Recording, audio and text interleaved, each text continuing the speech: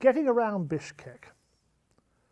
From 1996 to 1997, I served as a Fulbright scholar in journalism and mass communication in the Central Asian Republic of Kyrgyzstan. My wife, Stephanie, gamely came too.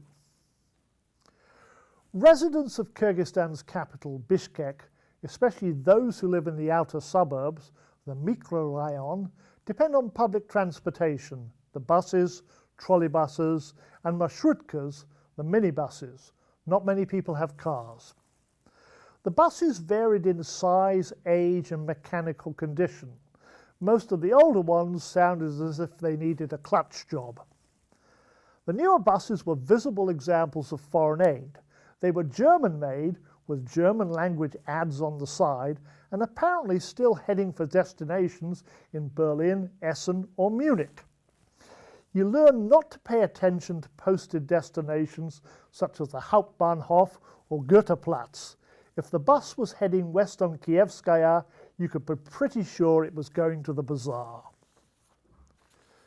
Public transportation was cheap but often crowded, so Stephanie and I developed tactics as well as elbow muscles to deal with the crush. If the bus or trolley was full, we started pushing to the front a couple of stops before we wanted to get off. On the trolleys, the only advantage to crowding was the soft human padding. When the driver took a corner too tightly, the conducting rods detached from the overhead cables. The trolley immediately lost power and stopped abruptly, throwing everyone around.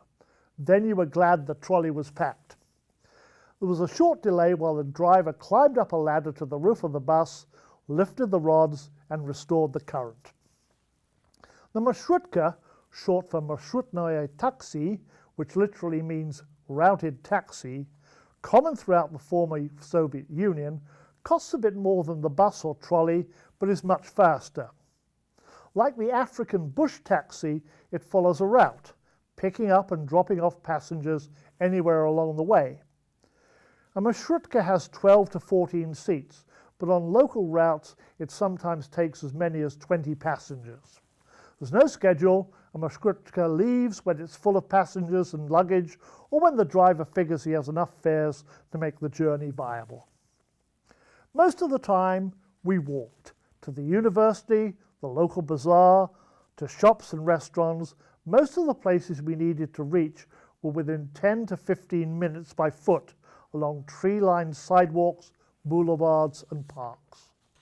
Apart from the traffic, the main hazards were the uneven sidewalks. In places they were even missing. By missing, I do not mean that there was no sidewalk, as is often the case in some US cities. It was there, but you had to step around a gaping hole in the ground. Although some were the result of seasonal cracking and expansion of the concrete, most appeared where a manhole cover should have been. Many had been stolen and melted down for scrap. In daylight and good weather, you could avoid the holes. At night, walking became riskier. Walking in winter, you learned to keep an eye out for geometrically shaped depressions in the snow. If it was a circle or a rectangle, you could be pretty sure there was no sidewalk under it. Getting around Bishkek, it always pays to look down.